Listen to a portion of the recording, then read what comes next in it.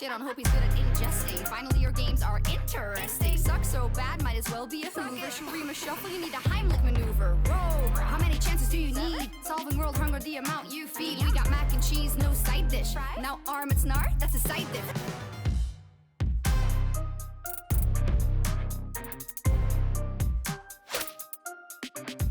Right, yeah. I'm sorry, I recorded this before, okay? I'm just having fun. Anyway, welcome back to LEC after Mad Lions take down Rogue in game one of that. What was a crazy game one. I wanted to take this opportunity to break down one of the craziest team fights that we've had in a while. This was 3 minutes long, and I've got the whole thing. So let's start off by setting the scene. When we look at the minimap, basically, Mad already have control over the river. So as a result of that, Odo is trying to get push in bot so that he can gain access for the team to potentially come in and find another way in, rather than just funneling into this narrow choke point for the Ornn to kill them all. So let's start the clip and let's actually watch back, see what happens. Mad recognizing this flank and attack from Odoamne means that they immediately attack the flank. They quickly collapse as a 3-man and get that initial pick. Then it turns into a 4 versus 5. And if we quickly pause here, Larssen is the person that you need to keep your eyes on, largely because of what he does with this Ornn ultimate and then the combination with Malrang. So let's roll the clip once again and watch how these two get a fantastic wombo combo off to look like what could be a great fight. But keep your eyes on Nisqy here. He's just zoning so much with his E, along with a great ultimate from Armut, means that the fight actually goes very even. And both the AD carries are largely untouched until another stun lands onto the Zeri from Nisqy. Really beautiful team fight from him, with Forgiven consistently being damaged. Now quickly pause it 1 second, because what we notice here is that the jungler got taken down very early on in the fight. So even though Mad have numbers advantage and should have won the fight, because Jarvan is still alive and the Sylas still exist, neither team can really contest the Dragon. So let's roll it out once again, and we'll see that basically both teams look to reset as quickly as possible, and then they get back out onto the map to go for round 2. So Mad are the ones to start off the objective this time round. This means that Rogue, they're a little bit slow to the fight, but Nisqy says, hey, what we'll do is I'll ult, zone them away, we'll try and burst this down. But Dragon buff now has more HP, takes much longer to burst down. They do like 3k damage, but it's not fast enough. Now quickly pause here, because this is where things get pretty interesting. So you can see it's a pretty traditional front-to-back situation. Malrang is slightly separated from his team, but basically everyone is waiting for all of these ultimates to come back off cooldown, but notably, Ornn still has his. So let's play the clip once again. And what you're going to notice here is that Mad, they're the ones to start the engage off, because they recognize that it's much easier for them to start the fight, and Rogue is still buying time, waiting for an opportunity. Really great engage comes in from Armut. He gets a 2-man knockup combined with the Trundle pillar, and they're able to find that pick with a good follow-up CC from the rest of Mad. Now with numbers advantage, again, Mad think that they can come out on top, but then comb on Zeri, Yuumi realize, hey, wait a second, we can just chase down Nisqy. They get an initial kill, and Ornn very cleverly looking to go back here so that he can TP back into the fight.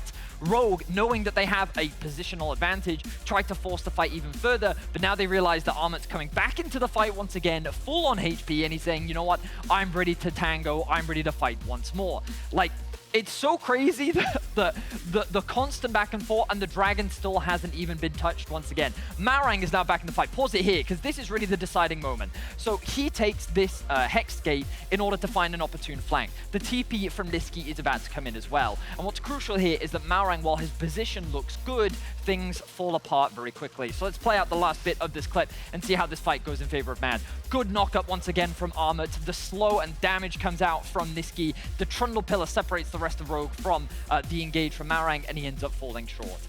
It was a 3-minute fight that constantly went back and forth. So many beautiful individual executional plays, but it ended up going in the way of Mad Lions. But it just goes to show how much Rogue have stepped up when it comes to the 5v5 game. They have, but unfortunately, not enough to beat Mad in these team fights in game 1. Even with such a strong Zeri, but it was just such a cool sequence. I'm really glad that you showed us again. You could just feel it, you know. Obviously, at that point in the game, Broxah, Rogue does not want to give over this ult to Mad. They want to get a foot back on the ground, and that's why I think maybe, you know, they realize they have to make something happen, which of course leads to perhaps not ideal execution. Yeah, at that point in the game, seeing your opponent being so close to get the Hextech Soul, you don't really have a choice. The Soul is so strong, it's going to give you so much power going into the next phase of the game. And with how this game played out, with constant 5v5s ever since Rift Herald, you know that you're gonna, be at a disadvantage in the rest of them if you give that up. Like, you just have no choice. You have no choice. Turned out later they actually did but we'll talk about that in a second because there was so much to break down. We talked up so much about the early game in Ready Check, right? Because obviously that was going to be impactful. And we're going to show you some of how Malrang was really fantastic in that early game, but it didn't seem to matter that easy. Well, I mean, the crucial thing to note here is we had questions around how effective can Rogue's early game be, especially when we don't see as much involvement from Trymbi compared to last split. And Malrang said, yeah, I don't care. I'm still going to be the same Malrang that I always have been, and he played around his lanes incredibly well, primarily around mid to give the freedom or to limit Nisqy's abilities to roam around. This was something we also talked about. Can you mitigate this man's ability to impact the rest of the map? And they did a great job. They then return gank towards the top side to set Odoamne up for success, knowing that the bot side of the map should be scaling. And basically Rogue just had such a phenomenal early game and a great game plan. The problem was that the Trundle, Elyoya, was constantly trading things elsewhere on the map in the meantime. Yeah, and you saw it right there on the minimap. Like, while Malrang went for the top gank, Elyoya was already securing the Dragon for his team. After the Drake, he moved in to steal the enemy red buff, and then he started finding a lot of ganks on his own. So all the aggression from Malrang was great, but the problem was that, you know, Malrang's laners just gave opportunities to the enemy jungler, and all of a sudden, none of it really matters anymore. Yeah, because I guess we see, oh, Malrang got his ganks off, the enemy laners died, that's what you want. But of course, you need to have a look on the entire map. The dragons were already stacking for Mad. Then it came to that second Herald, and that is where you kind of see, I think, the beginnings of why Mad feels so comfortable in a team fight. Broxah, when you look at Mad's composition, what is it that makes them so adept in these team fights? What tools do they have at their disposal? I think they have almost a perfect team fighting comp. They have two strong front lines in Trundle and On. On brings hard engage, then they have solid AP and AD damage spread. They have an Enchanter support in the back who can peel, who can, you know, heal the teammates and create, you know, just really set up the carries for success, and that's what it's all about. Nisqy, Unforgiven, they have so much freedom to do whatever they want while being peeled by the rest of the team. And I think what was really important about this fight specifically was Rogue ideally want to use their lead in the early game to secure these early objectives. Yeah. And while it's expected that you lose like an early Drake, right, you'll have like, okay, we trade Herald for the Drake, but then on the next Drake, we're going to look to contest, which they don't. And a large part of that is because these fights started to come through from Mad. They started contesting this early game power that Rogue was demonstrating. And I think that Rogue have demonstrated that they've come in prepared, they're willing to fight, they're willing to scrap, they're willing to go toe-to-toe. But individually, I just think that Mad was stepping up even more. And like in the 5v5s, you saw the mechanical outplays. Nisqy landed so many incredible stuns. Like the positioning from Unforgiven was absolutely flawless. It was a great game. And the fact that Rogue almost then even nearly came back towards the end of the game, like it just goes to show how even these two teams really Makes me very hopeful about the rest of the series, right? When we look at this, we also got a certified Zeri moment. Now, I honestly thought now this is where Zeri is going to take over. If, you know, she gets a couple of kills, if she gets going in those late game team fights, it's all over Broxah. But it didn't happen. But you do see it happening in different situations. So should Rogue have done something differently to set her up? I feel like it's just so tricky for Rogue with the comps that they have. Like Renekton at one point after early game is barely even a champion anymore. He just got rolled over in all the team fights, and you know, they just can't match up with the, you know, the setup that Mad Lions have on their side. And I was actually thinking, watching this game, that I was really impressed with Comp, the way he navigated the series. I think, you know, he deserves a lot of props, a lot of credit for the way he played. And I'm really curious to see going into this next one if this series is still going to be available, because it looked really, really hard to deal with. Yeah, as it always does, especially paired up with a Yuumi. Let's talk a bit about the next game. Rogue got to pick their side because they lost game 1. They were going over to the red side. I heard the naming of the Renekton of something that, when it goes later on in a game like this, just doesn't become so valuable. So is that something where they should look to attack? I feel like there's a lot of ways that you can approach this one. Overall, this game was purely team fighting. And if you're a Rogue, who's also known for being a good team fighting team, you're just going to want that advantage one way or another. And I think in this case, the top side is where it really sealed the deal with them having Jarvan, Renekton into Trundle and On. There's a limit to how much they can actually do to come out on top. I think that removing Larssen's Azir and Corki was really impactful.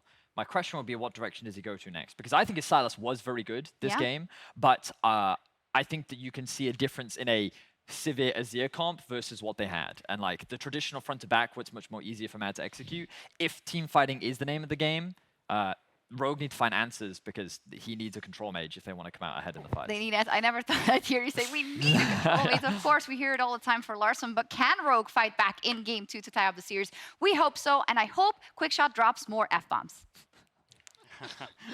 There is actually a limit on how many F-bombs I'm allowed to drop. Our producer Kevin told me off for that one. Welcome back to the Casters. Didn't tell me off, Quickshot, though. Nymaera, and Caedrel are bringing you the action for the entire series. I want 5 games of that. As we go into game 2, Rogue lost, so therefore they had side selection. And for the first time this summer, they have picked red side. Not only is it the first time for Rogue this summer, but also it's not something we see a whole lot. Blue side has been prioritized. So to me, it just leads to exactly what Sjokz was saying. What do Rogue do different? What do Rogue change? Because Mad Lions, they had all the answers, they had a great draft. They set the tone. It's now up to Rogue to respond. Yeah, because we knew that game 1 would be kind of probing the draft defenses, It always is right? like the free game and in some again, like ways. it's a bit kind of this black box. You're opening up and going, okay, what have you prepped for the last couple of weeks? Now the question is, all right, you're going into the second draft. What have you learned? Will it get you on the board? Music's playing, lights are shining. Game 2 draft starts now. Hit it.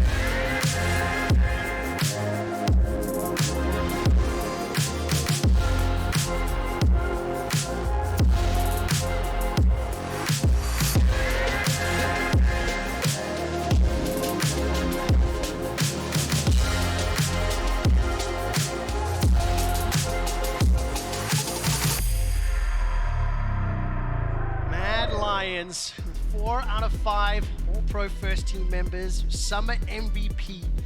His coaching staff pick up the first win of the summer playoffs. They are now on the blue side.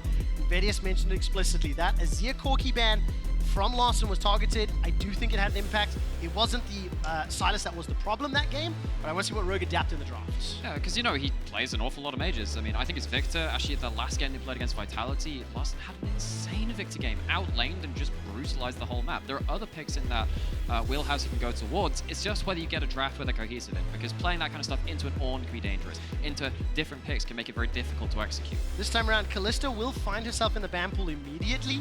Nymaera, something I personally spend a lot of time looking at is how much time do teams use to ban away the champions on stage, try to infer a little bit. Mad Lions have used the timer on almost every single pick, and if you look at those cams, huge amounts of discussion, really evaluating their choices. But Draven and Gwen, 2 of the 3 bans that Rogue banned on blue side, no changes now. No changes just yet. I'm looking at Lucian Nami right now. We'll see what Mad banned last year. I think Rogue might have to ban the Yuumi. Do they opt into it? Ornn. Mad Lions are scared of Rogue early rotating the Ornn. They've had their fair share of the cake. They've got a win from it. They don't want to let that through. It might actually, dare I say, early pick Renekton at that point. We saw what the Renekton can do, because eventually the Renekton just gets outvalued, right? But we've seen how both of these players at the very end of the regular split, and Armut and Odoamne, valued that pick. It is strong in the meta right now, but in that last game, you could see where it just kind of falls off a cliff and you can't impact the team fights. Taking away that blocker champion, that Ornn, which is so hard to get through in team fights, I can see the angle. Zeri ban coming out. That does leave open the Yuumi first pick. We saw... Oh, Poppy as well.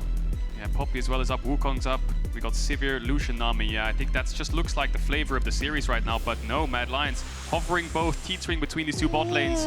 But they think the Lucian Nami was really strong last game. They don't want to give it up. Does Rogue pick Yuumi? Yeah, we're diving right into the series meta at this point in terms of like, all right, okay, here's what was prior in the regular season. This is what we saw as the power picks. Yeah, well, what about today? What's happening today? What's actually going to cause you problems? And it's what it's led to something which Gulborg calls all the time, the overloaded draft, where you expect so many of these power picks to just not be seen. But we see the Yuumi come out.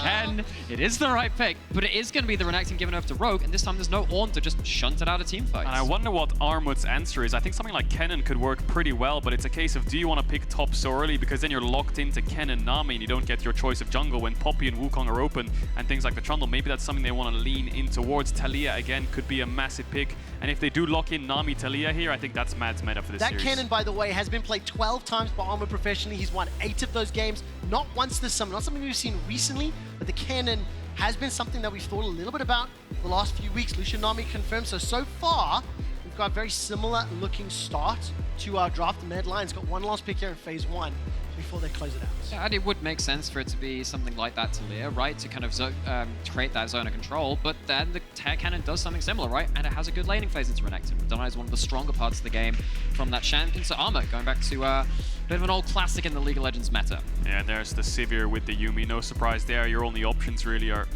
kind of things like Sivir, the Ezreal could work Twitch, but you need something that can actually have some self-peel. As much as Twitch would be good, the lane phase would be hurt in your wave clear shrink, so Sivir just late game insurance for now. And I wonder, does Rogue ban away Nocturne? Kennen Nocturne dive? We talked about the solo queue games last game in the cast about how Nisqy's been playing it. Is that Rogue? Are they aware of it? They're going to ban junglers for now, though. Well, I'm a little worried now for Mad Lions, because I think you look at this fourth pick to Rogue, and I think you can pick up a Taliyah very easily. Do you need to ban that? Do you need to ban out the Silas again? Because again, Steel, well, I mean, Steel and Kennen was always going to be very nasty at that point. And you, again, don't have that Ornn stopping you on that engage into the fight at that point. I think there's a lot of fourth pick mids here that Rogue could potentially use. If this Taliyah does come in for Larssen, I do want to look at how he plays the champion. We saw a couple of games that were relatively questionable. One of them ultimately led to a win. And specifically into Nisqy, then what is his answer into that pick as well? Yeah, mid will be interesting. Also jungle, I wonder if Jarvan ban here for Rogue is worth it into the Sivir. I mean, if they're playing Jarvan, Kennen, Lucian, Nami, I feel like Sivir is going to have a pretty rough time when she has no flash, of course. Very simple, stock standard stuff.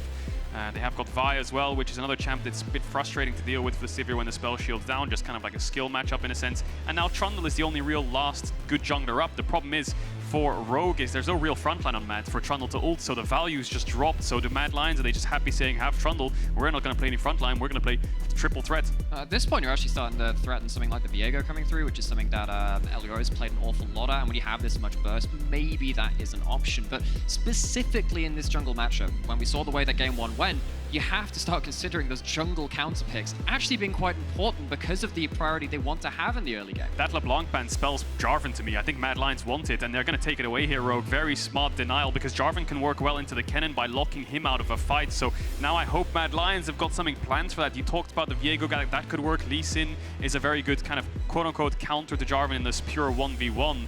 And how do they want to round out this 4-5? We talked about Nocturne, we talked about Lee Sin. They could go for more of a scaling angle, but I think they need follow-up with this Kennen.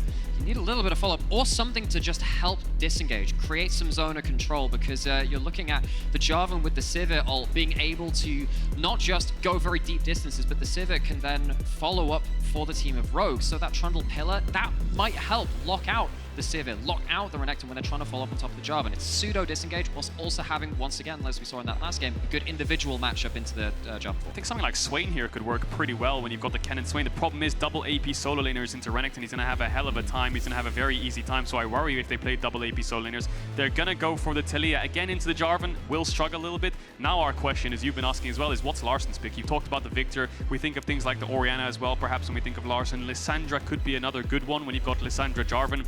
In terms of raw team fight, the lane might be a bit tricky. He has options, it's just a case of how he wants to play it. Could you run the Silas again? We'll find out in a moment. It's going to be locked into the Ahri instead. I'm going to take a quick look at the stats, because we have seen that Ahri played 3 times this season by Larssen. He won 2 of them. What do you make of the comp as we zoom it out, Mr. Ahri main? Okay, well, I was going to talk about the individual picks. Actually, I think that both these mid laners have kind of struggled on the Ahri a little bit as far as LEC mids have gone. Larssen trying to play those proactive mids, it hasn't always worked out for them. But in terms of a comp, this has so much follow-up from Rogue, which is something that they were missing that last game.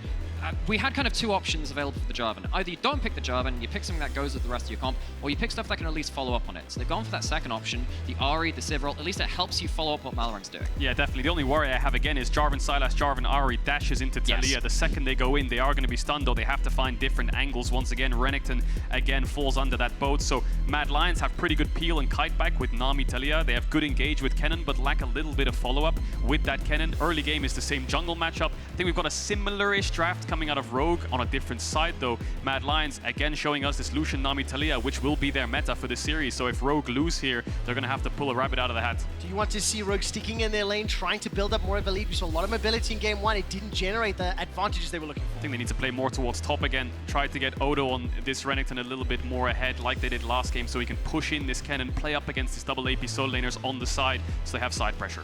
Find out whether or not Rogue can do the same thing again. Malrang had an influential start to game number 1. Multiple ganks, multiple flashes blown, but ultimately was countered and answered by the Mad Lions. Rogue got down 0-1 in this best of 5. Let's hit the riff for game number 2.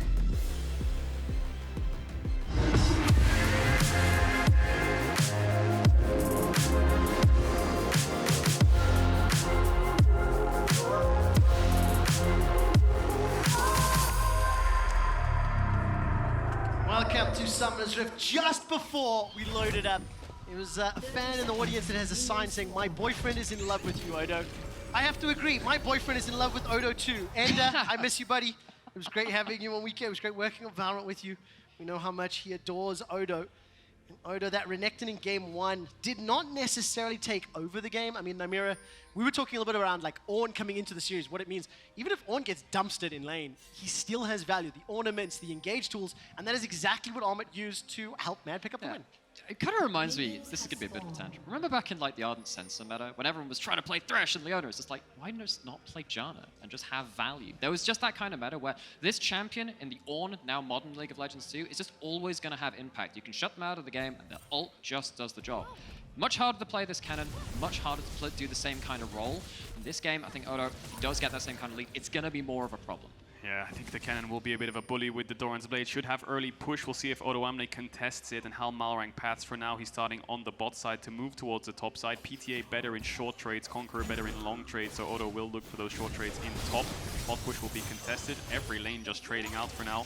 We'll see which ones get the push. I think Armut will be contesting top wave. Comp and Trymbi want to make sure they keep up a little bit of bot push, but they have to be careful, of course, because their jungler is pathing away from them. Please forgive me for a moment, but you said PTA better than long trades. I thought of the Parent-Teacher Association because it's just an age thing. Press the attack is obviously the point you were going for. Yeah, definitely it was, Trevor. But it caught me, I was like, This what? man has never been bullied in lane. Someone changed that. Oh man, that definitely caught me a little off guard. But a lot of trading that immediately, by the way, Nisqy pushed out that middle wave, stepped into the rubber, dropped a ward.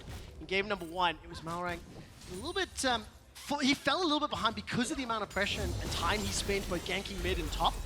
And of course, Nisqy wasn't unlocked. He wasn't able to play that traditional Taliyah that we've come to expect. Use that HP as a resource, shove the wave in, look for those roams. This time around, he may be looking to do that a little more, especially with that Kennen in the top lane, especially with expecting Rogue to play top to try get Odo ahead as well. Yeah, and this time though, again, this is very, gosh, that is really disgusting trades from the Lucian Nami as we come to expect. But actually last game, Unforgiven Kaiser didn't like get a CS lead in bot, didn't really lead to anything until the junglers got involved. Isolated in the 2v2, actually they were fairly even. But speaking of junglers getting involved, that's an Elyoya. Yeah, he's gonna pop the sweeper. Rogue, no, he's there. The problem is their wave is still pushing in and their jungler's top side, so this will be a bit annoying if Elyoya just sticks around here as long as possible, because Comp really can't step up to the wave. Yeah, the Lucian Nami strong at level 3.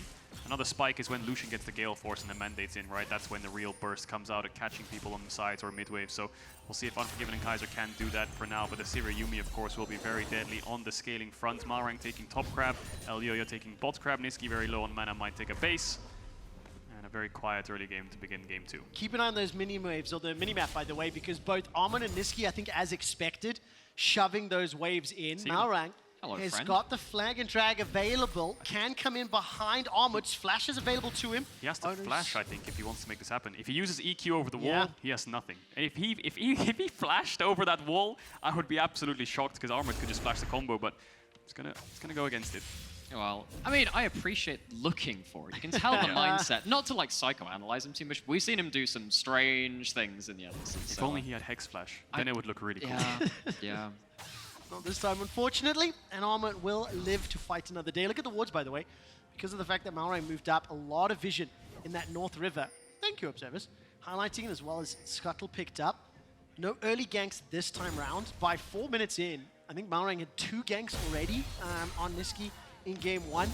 And as expected, this Lucian Nami just continually shoving forward, continually putting pressure. Already at 10 CS difference, but we get caught up by Comp in a moment. Yeah, well, Comp will catch up. The only real CS difference right now is mid. You can see Larssen TPing back, has level 5, Nisqy's level 4, who will hit it soon, but he must have dropped waves when he crashed the wave and he based, so it will be a 10 CS lead for Larssen for now. And Ahri does struggle a little bit into the Taliyah when it comes to contesting the push, and obviously she has the E to negate a lot of your dashes and things like this, so the all-in potential is a little bit less. We saw the similar kind of thing with Sylas Jarvan, so we'll see how Nisqy shuts them down in fights. And I'm going to say this once, just because I need to do this to kind of satisfy my soul. Please pick up a Dark Seal first back on Ahri, particularly because you're a snowball champion and you're looking to play through early mid-jungle kills. You can definitely struggle in the 1v1 and the push, but you're looking to get kills. You're looking to snowball up to the point where actually, at that point, the 1v1 gets so tilted because you're snowballing so well.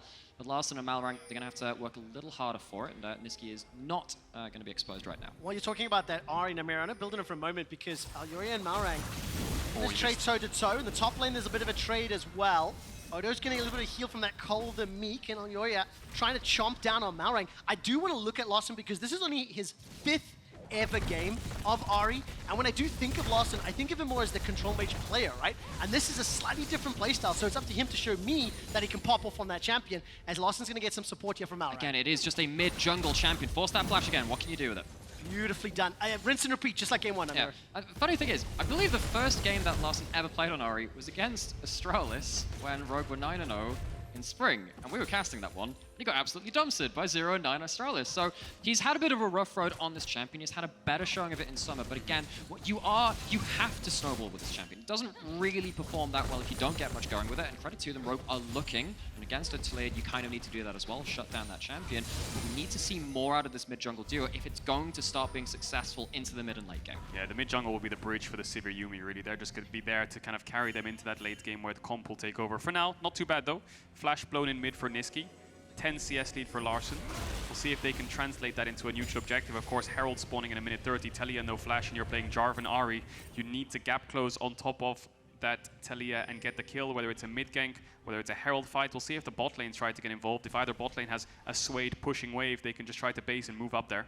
And there is a huge difference between diving onto your first target, whether that is the Lucian who's used their dash at some point in the fight, or the Taliyah. And there's a difference between you doing that at 3 kills and doing it at 0 kills. I think if you're going to this point where you have a Nami who's taking the heal, of course you don't have an Ignite on the bot lane right now, you're going to be able to survive a lot more of those plays. So Rogue, I think they are needing to find some early advantages pretty soon, actually. Mad brute forcing through bot here. Malrang's having his blue buff contested. Larssen is quite close on the hover. See if he gap closes down there. Nisqy has the ult, of course, as well to gap close too. Looks like Rogue's just going to back away and look for a play in mid. Malrang with the EQ flash. He's going to EQ on top of a pink. Now it's the waiting game. Does Elyoya check the push? Does he go to his Raptors? Looks like he might go to his Raptors. EQ up soon. Nisqy in a lot of trouble right now. Oh, look at this damage in the bottom lane. That PTA plus Electrocute is huge. Exhaust will get cleansed away from. Comp's throwing low, forced to flash for his life. Throws out the Boomerang Blade. Somehow in the middle lane, Nisqy went down. I didn't see how that started out.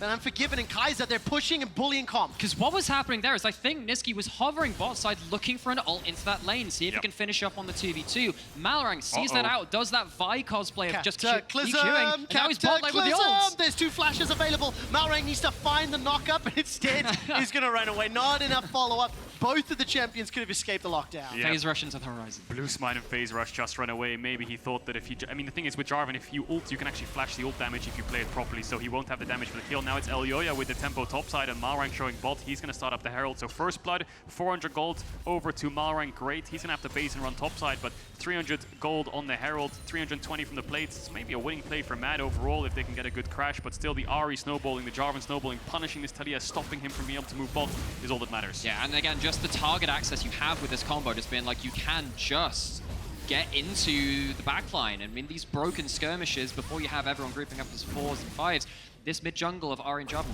will find their mark. Now, the question is that going to be enough? Again, we say that they probably need to do quite a lot against this Taliyah. That's the start of something. Can't end here. No, it can't. And of course, by this point, in game number 1, it was Rogue that had been able to pick up the Herald. Mad Lions have got themselves a dragon. They're making their way towards the second. That has been flipped on its head. Mad Lions pick up the Herald first time round. Rogue, however, get themselves that kill. Lands to Malrang, supported by Larssen. And by the way, Larsen's 5 games of Ahri, this is his 5th, have all happened this year. So despite joining the league in 2019, the first time he played that champion on the stage was this year. As now Kaiser will at least get on the hunt out of Comp, threatening some sort of engage. That's the slice, the dice, the flash for the Ruthless Predator. Armut throws out the slicing Maelstrom, and here comes Elyoya. Cataclysm down for the dunk on the Electric Hamster. Malrang needs one more auto, but Odo's going to get dropped by Elyoya. The Subjugate did so much work. Nisqy has arrived at the Weaver's Wall, but too late to take down Malrang. Yeah, they're going to push in this top wave. They have Herald if they want to crack a full tower. Larssen's going to trade for plates in mid. Comp and Trymbi, of course, playing a little bit back up against this Lucian. Nami, Unforgiven. Last chapter's coming out. No cleanse available for Unforgiven. Comp stays alive once more and is forced back. Prowling projectile drops him into the boomerang! Boomerang, baby! From down under, Comp gets it. Comp is breaking ankles. He uses the move speed from Ghost and from the Zoomies to just run through the skill shots. Dodges the tidal wave, dodges the bubble as well, gets in with that last skill shot, and that is a pure 2v2 outplay. Fantastic play overall from the Rogue bot lane. We're going to take a look at this replay in top as Odoamne just lands the stun. Easy does it. Looked a little bit weird here for Rogue because Malrang doesn't actually have any damage runes, so he just sits here hitting Armut as a full tank Jarvan. And Odoamne doesn't get the Triumph reset in time, but they wouldn't have been able to turn it anyway. Larssen's bot, then they pop the Herald top, and it's Comp with that massive outplay in bot that kind of swings the kill lead. You know there are those pro play breakdowns you occasionally see, like those videos of like, oh, they did this combo. I would love to see one of that. So auto attack and another auto attack, and it just keeps. But it does work. He's in the right place at the right time. Not always the most flashy of plays in this moment, but it works, and that's what matters. Yeah, sitting at 2 kills right now. Malrang still, the dragon hasn't fallen. Herald is gone from the map, and he's hovering around top again. He doesn't have the ultimate. Odoamne will have the gap close with those tier 2 boots if they want to find this play. Armut's wave not in a great spot. Cataclysm isn't up yet. Blue Smite is. Nisqy not in an area to respond. Armut knows something's wrong here. He says the wave is just stacking too much in my favor. The Kennen E is a problem. Elyoya is going to come up here to 10 match. seconds for his ult. 10 seconds for Armut's ult. Caedrel. Elyoya will find Malrang. Armut, 5 seconds, 4 seconds. Not going to follow up the engage. There was no flash available to him. I do want to zoom out just very briefly. Take a look at the CS advantage that Larssen has built up. We're pretty much even across the rest of the board as far as the laning phase is played out. But Larssen will get caught up by the seismic shove. Spirit Rush is available to him. Threat volley being chucked out. Here comes Kaiser. Throws out the ebb and flow, and the Aqua Prison is Spirit Rushed away from. You've taken that teleport, and you're against the heals. That's a common combat summoner disadvantage in terms of the damage you can put out. And you've gone for that Everfrost. It's less bursty than something like the earlier Magic Pan and a bit of burst from something like the Ludens. With the individual matchup, Taliyah is going to survive even when those lucky charms hit. You need to have like 2-part trades to really threaten solo kills. Malrang looking for Nisqy. Oh, Nisqy's in trouble. Flash is available to him. Weaver's Wall up in 2 seconds. And Malrang has no Cataclysm. It is on cooldown. Talking about that, Armut's Slicing Maelstrom's on cooldown as well. He's still stuck in the top lane here. Elyoya's lingering. I don't think Odo's going to pick any fight though. Dragon's still up. We'll see if Malrang wants to pull that out and start it up. He used his smite mid, so now it's on cooldown. Elyoya won't find anything top, and the game will quiet down. A lot of junglers kind of moving around the map. Mid lane fighting, bot lane moving up, leads to nothing. Larssen's going to be back, but again, it's Larssen and Comp right now, the carries of Rogue who are ahead of Mad Lions, and they are the ones who will slowly start to dictate the pace of the game when the mythics come through. And actually just looking down these individual advantages, I think it characterizes these teams fairly well. Rogue has tended to play for their lanes. Mad Lions has tended to play for Elyoya, and that has been now where those advantages have been shown. Yeah, you can see all the reds on the side of the lane is only Elyoya ahead. I do think though for Rogue, after dropping in game 1, small tweaks to the draft here for game 2, they're up 1,400 gold. I think in particular, seeing Comp and Trymbi turning around those 2v2s, actually responding to the aggression, because Unforgiven and Kaiser have been in their face this entire game, stepping forward, using that relentless pursuit, really putting pressure on them. And Rogue will also pick up the first dragon here. This is going to be uncontested. The only thing I want to see is whether or not Odo can make this Renekton work a little bit more, because he's in a fairly similar position to game 1. Top tier 1 will fall. Odo will be forced back. He's looking for that blade still, but it's Armut and Elyoya, I believe, will get first tower of the game in trade for that dragon. Now, they don't see Elyoya top, so Malrang's not 100% certain that he's hovering around to make sure that tower dies, but his ideal best play is to hover bot, get a little bit of vision for Rogue's bot lane, see if they can respond with some tower damage. Yeah, well, on the bottom side, Unforgiven has reached that power point, as you were saying, at that first item of the Gale Force, but they are in a 2v3, and Malrang Tower dies. 4 versus 2! 4 versus 2! Chasing forward, Cataclysm is caught out, Exhaust throws down. That's a 1-for-1 as Kaiser was able to pick it up. Weaver's Wall comes from Nisqy. Larssen survives for just a moment longer. Now all of a sudden, Elyoya joins the fight. A new challenger has appeared, and it's super effective. Chomp, chomp, chomp! Keep chasing on the frozen domain, Elyoya. He needs the movement speed. Flash is available to him. Flash, chomp, Auto! Steal that AD away. Odo's going to join the fight, and the seismic shove sends him packing. Level 8 on the Elyoya. Trundle, no subjugate available to him. Nisqy so incredibly low. Flash is up. Odo can make this a donut. He does! He does! Flash, you, chomp, nom, nom, nom. Elyoya finally drops. It's a double for Odo. It's an utter fist fight. If game 1 wasn't enough, both these teams load onto the rift together and say, shall we pick up where we left off? I'm so surprised Malrang went for that dive. There was no wave. I saw a stopwatch in his inventory, but he didn't even use it. So maybe if he popped the stopwatch, he would have lived a little bit longer to make this dive a little bit cleaner, but the EQ flash, spot on. Good follow-up from Comp. Unforgiven tries his best to dash around. Here I thought the stopwatch could come through, but Unforgiven gets stuck.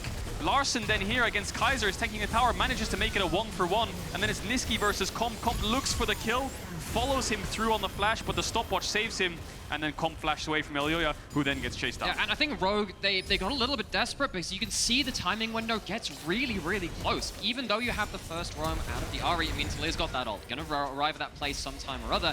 And under the tower, the target selection gets a little bit split. Means you lose a couple of kills. But credit to them, they just all in. They just buy into the fight, and I think it just about works out for Rogue. Pretty even. Good flash Q here by Odo. He can't use E because because of the Taliyah. I've got another fight kicking off here. Looks like Rogue and Mad poising for an engage. Odo no TP though, so if Rogue take this, it's a 4v5. Might be better off just taking this bot tier 1. Just hovering around, showing a little bit of presence, slowing the game down, pushing in waves. Trev was really excited for a fight. He was doing a little bit of a skip and a hop. It's like someone's got like a broken nose and there's like a rib cracked. It's like, yeah, let's go, I got a Herald. Hey, no, you gotta slow down at some point. It is my job to celebrate every broken nose on the Rift, and I was hoping for a few more of them. But for Rogue, I think crucially to me, they've got the Dragon advantage. Don't know what that's about. 2.5 minutes until the next Dragon. Looks like it's a screen issue with Unforgiven. He's just kind of pressing the buttons on his monitor, asking what the hell happened to my monitor. Maybe it turned off, maybe one of the settings changed. Wow, he played that well in game 1 with his screen off. Incredible, incredible. 10 kills with no screen? Is he playing Yuumi? As soon as I find out exactly what's happening, we'll give you an update. I do think I want to zoom up for a moment. I'm very happy about how Rogue have approached this early game. I like how their adaptations in draft have come out. Nymaera, the advantage they've built up now, it's not gigantic, right? 1,500. They do have the Dragon.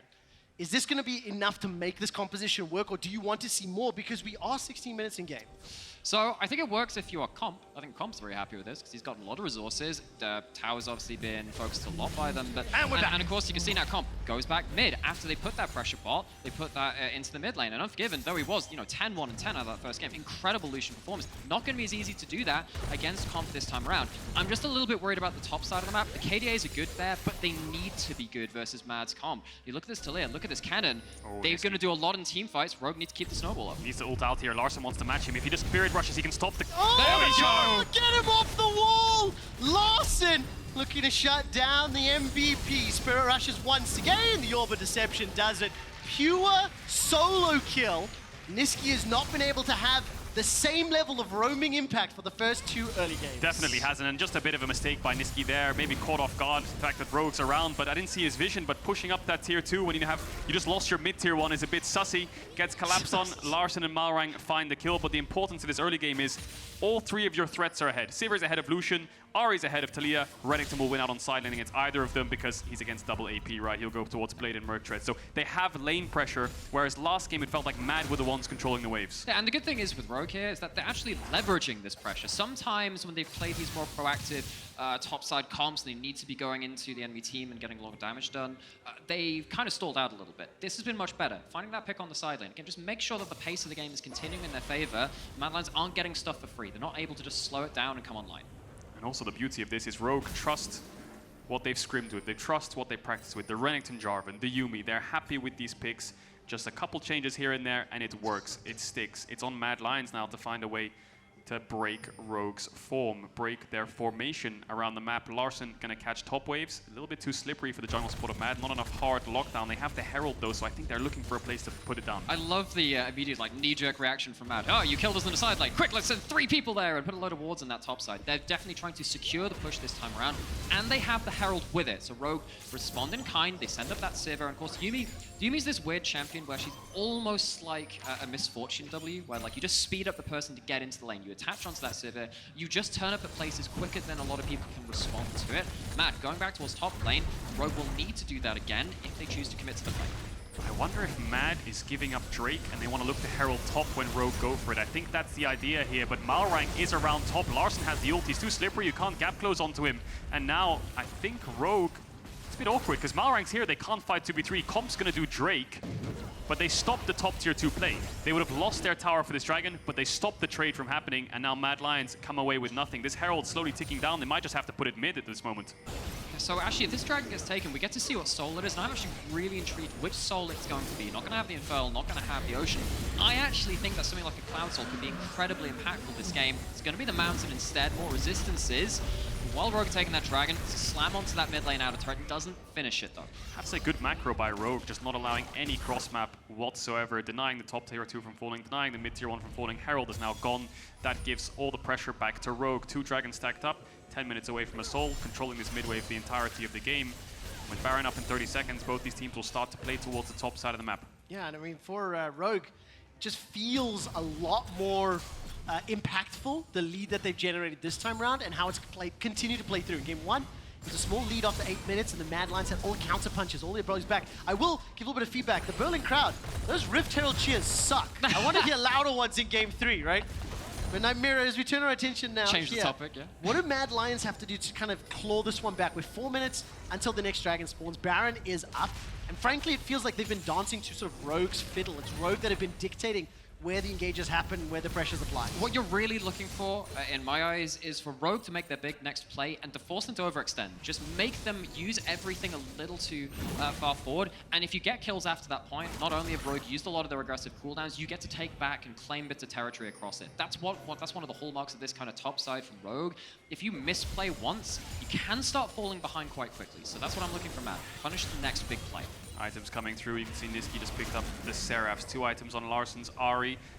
Level lead over Nisqy for now, but he should level up on mid wave. Malrang's going to get this top crab. We'll see if Elyoya can steal it away from him. A little bit of Nash vision would be nice, and he is going to get it. Larssen crashes the top wave. Rogue really want to get that top tier 1, but they might find a pick here, Matt. Good damage onto Malrang. Baron was not triggered, so he doesn't help out Mad Lions. Malrang will be able to escape with his life. It was, of course, Elyoya that stole away that crab. And actually, we're starting to see, even just in the damage just there, how much the magic resist value from Rogue is starting to get. Oh, gosh. That There we go. hurling projectile on the hunt. Final chapter, and that's not going to find the root. The tidal wave, however, turns it back around.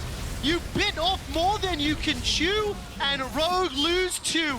It's not done yet. It's Unforgiven's looking further for the chase. Armut has got the Proto Belt, the flash available to him. He's not going to find it, though. But there we go. Rogue, they do overplay one of these fights. They dive a little deep, and then Mad, they're in position to punish it. It comes through these, again, big terrain, area denial ultimates from Mad Lions. They do get themselves a foothold in this game. Let me just try to remember. What did Nymaera say? Mad Lions need to punish the mistakes from Rogue. Ding, ding, ding, right? Exactly as it plays out, Mad Lions will now unlock this middle lane. Second tower, wow! Odoamne would just like to play the game, but he's stun-locked in place. Forced to slice and flash. Malrang goes in, but there's no Cataclysm. Can't lock anybody there, and there's no follow-up for the rest of Rogue. Yeah, top push as well for Mad Lions, so they're crashing all these waves, they're finding these objectives. Larssen will match this, but an uncharacteristic mistake from Comp, just going way too deep, but it looked a little bit... I mean, we'll see it again, but the terrain push from the pillar and the Taliyah ult made it look so Comp couldn't really react. We'll see it here, though. Elyoya, no flash. Yeah, and I think what they end up doing is thinking that they have more target access than they do because they're diving into a lot of flashes. The Sivir ult, I actually think that kind of baits them into thinking we can reach the target, but even then, it's an overstep. Definitely is. Mad come away with 2 kills. They get that mid-tier 1, which did fall shortly afterwards. Gold dead even. 22 minutes into this game, Rogue looking to go even with Mad in terms of score points in this best of 5 series. They want to get this top tier 1 as well. Rogue have had this top side vision, they've put over control, but they haven't found anything. Look at Malrang's items as well. He's gone for his mythic straight into a BF saw GA, so he knows his role in the fights. And execution is king. Odoamne incredibly far ahead right now, almost level 15. And now I'm looking at this point, you know, Rogue, they made that first mistake. The question is, has that stabilized Mad quite enough? Because actually there isn't a huge amount they can take on the map right now. They're setting up just around this Baron, but I don't think they have the damage to take it at this point. I don't think they can even turn that effectively if Mad choose their angle very well. So I actually think Rogue, they're going to start having to get creative about how they start accelerating the game again. I don't know how they do it though, but I think for Rogue, one of the things I do want to mention is the fact that this is a team that has obviously performed very well during the course of regular season a whole lot. And of course the stakes, if you win this, you're guaranteed a spot in Malmo for a shot at the title once again, as well as guaranteeing your spot at Worlds. But they do need to bounce back. They do need to make sure that they have some answers to Mad Lions, who traditionally have had the better of them in the course of playoffs. Have indeed. You think back to those finals where Rogue get reverse swept.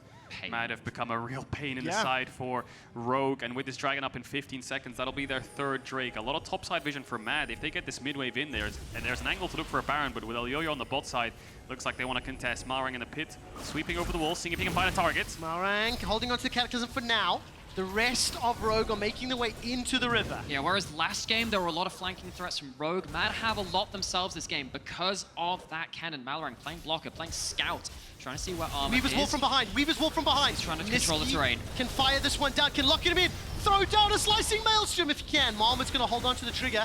Instead, Mad Lions stick inside the pit. They had Rogue all bundled up, but didn't want to chase, risk the flashes being flashed away from. Dragon going down, 3,000 hit points. Odoamne. Slicing Maelstrom to break the hearts of Rogue, but the final chapter will turn it back around. Both top laners are now down. The dragon is secured by Rogue, and 3 members are getting out. Malrang flags and drags and stays alive. 1-for-1 dragon to Rogue.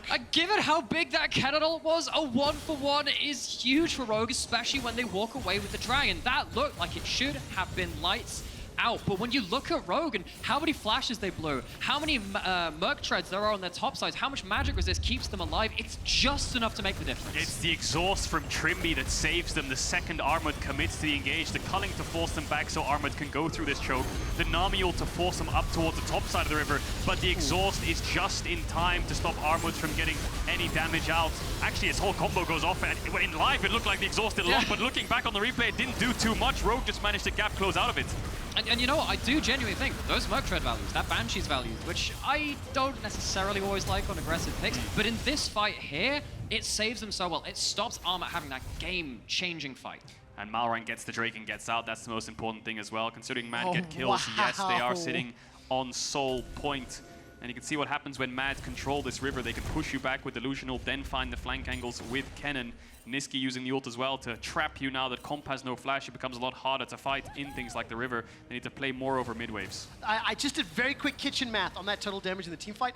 I believe that Mad Lions did nearly 3 times the amount of total damage that Rogue dealt. Yeah, I rushed it as quick as I could. But it was a 1-for-1 and the dragon went to Rogue. So just the fact that all those flashes were blown when the Weaver's Wall was popped, I fully expected the engage from Armut, but you knew they'd just flash over the wall and get out. So that's why he held on to it. Nevertheless, 3 dragons for Rogue. They will lose their bottom tower. They maintain control of this game, but you can see how it's balancing on a knife's edge. Elyoya will get dropped, but he stays alive thanks to that subjugate. Comp, on the other hand, will take down Unforgiven at the cost of his jungler's life. Slicing Maelstrom goes in, and Armut is just melted inside the jungle. It's a 2-for-1 in favor of Rogue. I think Armut just gets a little bit confused about where the fight is leading itself. Because it's the right call to be at the fight. It's just the wrong location. He goes way too deep. Mad is starting to find something onto Malrang, but Armut's in the wrong position. I think Armut TP'd on that Raptors ward, and then the second he landed, he just got instantly blown up. Now the question is, the Rogue go towards his Baron. 15 seconds on Malrang. You could leash it enough for him to arrive, but with the bases coming in, the item spikes available to Rogue. Look at this. You've got a Rabadon's on the horizon, an Infinity Edge, and a Guardian Angel. Those are 3 game-breaking items for Rogue, and they're going to be happy coming away from that fight. And you can already see, again, Comp starting to get online. We're going to go back to the start of this play because it is vision control, which allows this initial charm to land the initial CC combo. But Elyoya still manages to just put down that ult, and Malrang's in trouble. Again, this is the kind of ward which looks great, but when Comp just bursts out your AD carry, so many top laners have been trained for years to just teleport on time. The location is a little bit secondary. This is on time, just in such a bad place, gets shut down. Good follow-up from Odo. Instantly pops the ult, gets the Rage W, CC's Armut.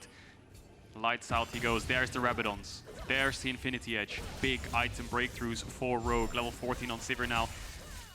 I worry for Mad Lions, although the gold is even. Rogue's comp in teamfights has so much raw power behind it from their carries, so much setup for the Sivir and so much peel that with her flash coming up, it's going to be a tough task for Mad to get comp down. I was going to say that flashes to me is probably one of the crucial things because Armut's impact is going to be tied to how long you can keep what is a very mobile composition in the same place.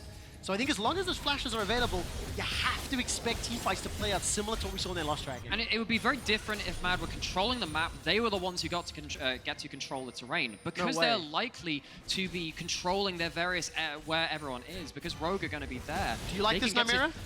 I don't know. We'll see. Odoamne has a lot of rage and he has flash. Well, 16 as well. No flash for Armut. Baron's going low. Baron's going... They're too late! They're too late! There's no ways it can be stolen! Elyoya smites it away. Final chapter is being thrown down. The root is locked up by Odo. Seismic shove into the unraveled earth, but there's just not enough damage. There's nothing to follow it up. Nisqy is being pushed away. Unforgiven's already down. 3 kills secured, but the Baron was picked up. The tower's so incredibly low. Brawling projectile just too late.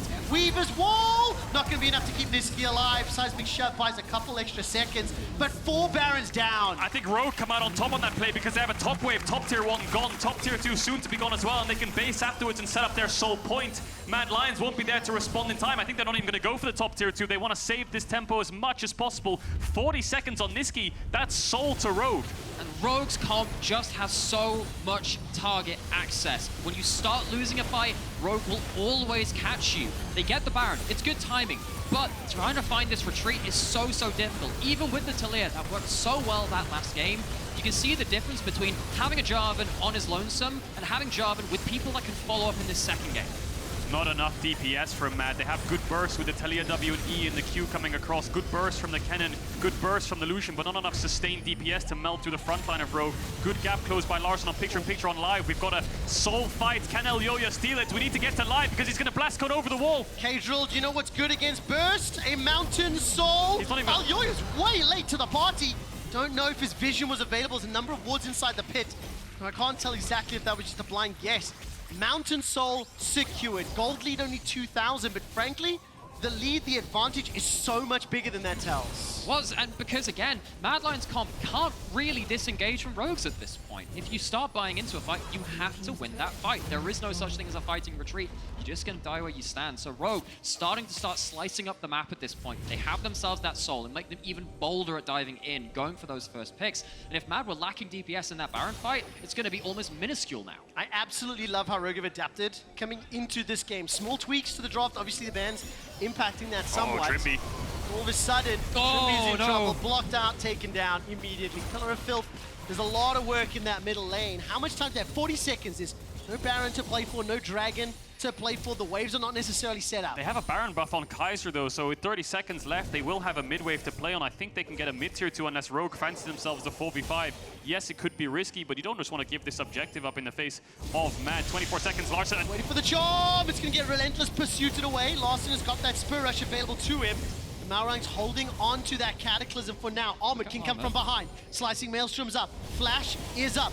Rocket Belt available too. The tower will drop down. Charm lands. Larssen finds him, and that's another kill. Armut is just dropped, but at the cost of the tower. And then Elyoya, he's going to fall as well, chasing just a little too far forward.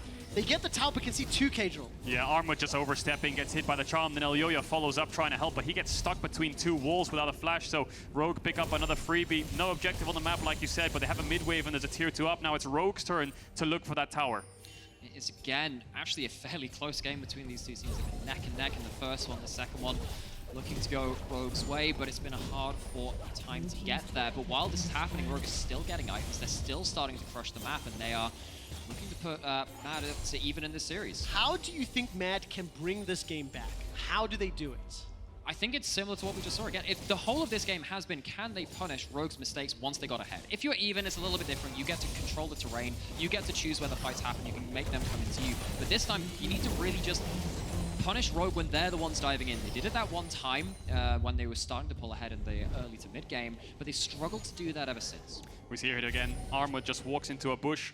Larssen lands the Q, but then it's Comp's Q actually, and then Larssen charm is actually, he doesn't see it. In Fog of War, Odo gets a stun. Then you see the Taliyah ult come across, which betrays Elyoya because he gets pushed back into where Rogue are lying in wait, and he can't click out of it because his character model's too big.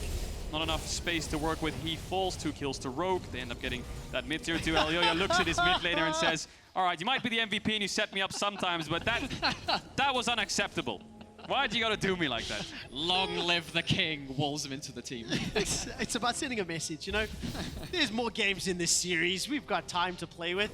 But for Mad Lions, I mean, I don't think Rogue have made too many, or I don't think Rogue have been in a position that could be punished too often this game. They have been fairly controlled 1 or 2 times. I think you can say they overextended or chased a bit too far.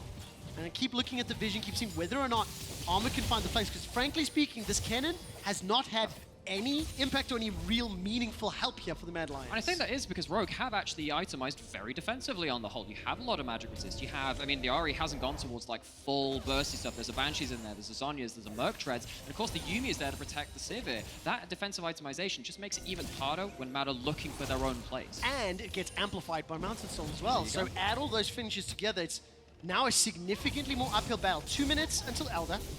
40 seconds until Baron.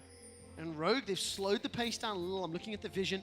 Relatively shallow woods on the bottom quadrant of the map, but the western quadrant is currently set up, so if they want to go for Baron, they could. Yeah, Matt going to try to contest this next mid wave with Larssen and Malrang showing top. Rogue will give a little bit of respect to them, but the mid jungle is on the way. They will get this way. I think Rogue are in a spot where when Baron spawns, they can start it in turn on the spot and look for Mad Lions. Elyoya's flash is coming up soon, but Malrang's already on the hunt. Here comes Malrang! He's going to look for Elyoya, uses that stopwatch to buy time. Tidal wave and culling is just sidestepped by Rogue. They don't give a damn. Malrang still has his Cataclysm available, so that entire fight, one ultimate was used and they get the kill on Elyoya. Yeah, and very smart from Rogue. Don't overchase. Yes, Larssen gets resets and has flash. He could get Unforgiven on Nisqy Sums, but Baron's up, jungler's dead. Easy does it. And they're looking for that play at the right time as well. They're going to have time to kill this, reset, get back to the Elder Dragon. The man will get vision around this bot side of the map, but they're going to have to deal with Rogue potentially walking in with that Baron, walking in with that Soul as well, and having so many buffs to their name that they can't contest. Caedrel, I've got a slightly odd question for you. As this Baron is secured, do you believe in Mad Lions' team fight prowess as an organization, as a roster? This is a team that has won many games in a deficit just because of late game team fighting. No. Right, so now let's see how Rogue close it out. Baron empowered minions pushing forward. I love the bullets clever there, it works perfectly. Elyoya's gonna throw out the Pillar of Ice. Aqua Prison is sidestepped. I held my breath to see if Mad Lions could do it. The slicing Maelstrom does nothing. It is a static shock on the back of Rogue. Oh, comp as triple. Malrang is He's hunting for it. forward, That's a flashing Quadra. Quadra. Comp looking for the pentakill. The boomerang. Unforgiven by some time. Pentakill! Comp comes up huge for Rogue in game 2, and we have a series on our hands. The Taliyah Lucian Nami meta. Rogue say screw you, they throw it back in their face, and Comp steps up. You stole my line, Caedrel. Ladies, gentlemen, and everybody else, we got a series on our hands. Rogue bounce back, a pentakill in our first game of playoffs, and frankly, not a drastic change from the type of comp that we saw from Rogue. It was playstyle, decision-making, and frankly, I think Larssen has had the better of Nisqy for the first 2 games. Yeah, Larssen looked a little bit more comfortable on the Ahri this time around rather than the Sylas, and of course I feel like the Zeri had a lot more of a tough task finding her way into the fights, whereas Sivir Yuumi can just play to kite back or kite forwards because you rely more on move speed than dashes with the Ghost and in the On the Hunt. Yeah, we've seen great games out of both these AD carries now. First game, Unforgiven, 10-1 and 10, just smashing out that game on Lucian. Second game, Comp was breaking ankles in the laning phase, and that continued across the entire game. Everyone starting to step up and putting their names on the table. Rogue got the better of them in all 3 lanes. Now the question is, what do Mad Lions do to change things up? I think the Kennen didn't have the same level of impact that we saw. I don't think it was necessarily Armut's fault. I think I want to credit Rogue how they played around it. They respected it. They didn't put themselves in a position that they could get jumped on. I wonder if Mad choose red side and they say, you know what, red side is the flavor of this series. We Would want you to go be surprised red. if that happened? No, I wouldn't be. I think changing it up from blue side because their counter pick to Renekton was too weak, I think. They need a stronger pick or they need to deny this champ. Well, we'll find out after the break. We're going to send to the Analyst desk to break down Rogue victory. Take it away.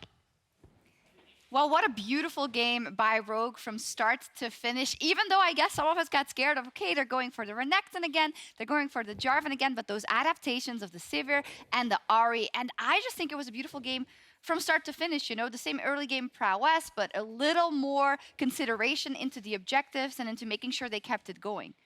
Yeah, I think this game was incredible in so many ways. The series so far is incredible, and now Rogue, after losing so many close team fights in game 1, actually managed to get the advantage and just slowly play a really smart controlled game and roll over Mad Lions.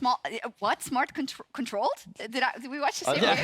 I would say it was like relatively controlled. Like a lot of these, both of these games comes down to the skirmishes, the individual plays. But I think overall, Rogue showed that they got the lead and they knew what they wanted to do with it. And then the fights were a little bit sketchy at times, but overall... Controlled chaos by Rogue, I guess. Let's put it that way. I think the smart part from Rogue was largely how they played their early game. Once again, something that we discussed on Euphoria was how it seems that a lot of teams just try to play towards one lane rather than use one lane to then apply pressure to another. And what we've seen consistently from Rogue in the first 2 games is how Malrang attacks mid and then uses that mid control to then bring to sides. In game 1, we saw the attack in mid roam towards top. In game 2, we saw the attacks mid and roams into bot. And basically what they're trying to establish is a much greater relationship between Malrang and Larssen to have them impact the map more. And I really feel like that it is paying off. Like this roam in particular initially looked good. Of course, at the end it was very chaotic, but I think that's a lot more, like you can say a lot more about how Mad is approaching these games in that they are very LPL-esque in that they're ruthless and they will not allow you to just get away with plays. If there's an opportunity to cross-map, they'll take it, but if there's an opportunity to fight, they'll also take that. I was discussing that with Broxah before as well, that one of the things that I like about Mad is the fact that they will always keep going forward, right? Even in a situation like this, or in one where they are at the backseat in a game, they will still try and put the pressure on you. But you were saying, Broxah, well, it does show that there are limits to that when the enemy team is prepared for it and knows you're going to do that. And I think we saw that in Rogue's play. Yeah, and that's one of the things that I think Rogue did do really well, that while the game was chaotic at times, it felt like they knew their limits and they knew how to respond when Mad Lions overextended. And I think for Mad, like them always being aggressive is both a strength and a weakness, because sometimes when you fall behind, you need to slow down the game a little to just, you know, catch your breath and then find a better opportunity. But here, they just went in and in and in, and it never ended. No, I mean, the Trundle, I was so surprised. I mean, Zanzara's been trying to tell us, but he was going in chomp, chomp, chomp.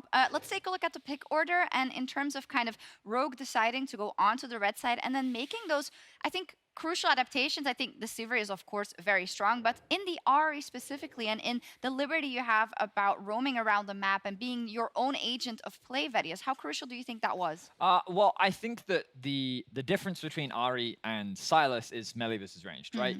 Also, one of the big advantages that Sylas has had in game 1 was the ability to steal the Ornn ultimate. And credit to Larssen, he did have a lot of really good Ornn ultimates. Yeah. But I think that inherently playing a melee champ into Taliyah alongside the Jarvan does make team fighting just a lot harder.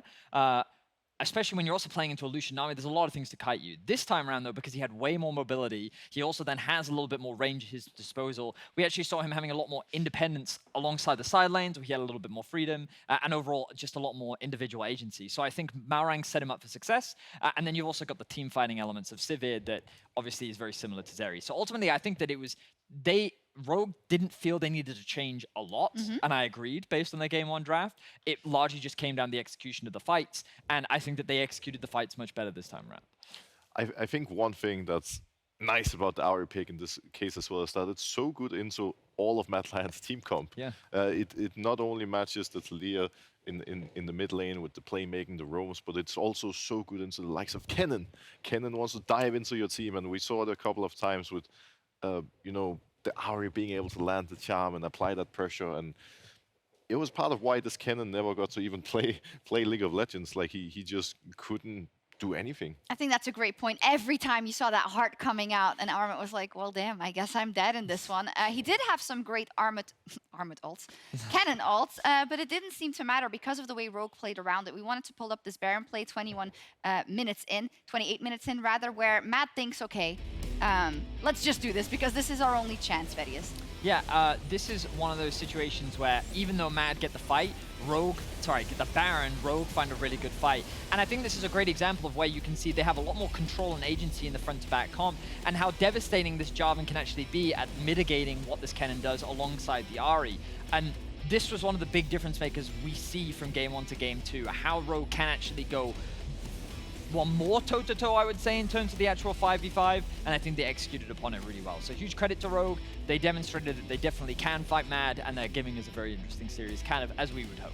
And Comp got another pentakill. He got one on Zeri, I believe, at the end of the season in Super Week even, and now he got it on Sivir. So it wasn't just a Zeri, because I know we told him that. We were like, oh, well, I guess Zeri, but he's like, no, I can also do it on Sivir. And I think what was really important is before this play, we also saw like a big catch onto the Trundle in mid lane. And like, I think that summarized the game for me, because while we did see a lot of big fights, the vast majority of the game was a lot of skirmishing. It was a lot of 2v2s, 3v3s. Here there was a 4v3. Over there was like a 1v3. Like, it was just a lot of small skirmishes that Rogue were consistently coming out on top of at the very end. So huge credit to them, because I think that this is a style that we don't traditionally see from them, but it's something that you need to be able to do against a team like Mad Lions that will constantly look for these scraps. Yeah, it's like they are trying to preserve their own identity, but also playing into how they know Mad likes to play to keep them down. And I think this has kind of changed the narrative for me of this series, Broxah, in terms of Rogue sticking to their guns, but yet making a small adaptation and going toe-to-toe in team fights, I think changes a lot about what we expected from this series.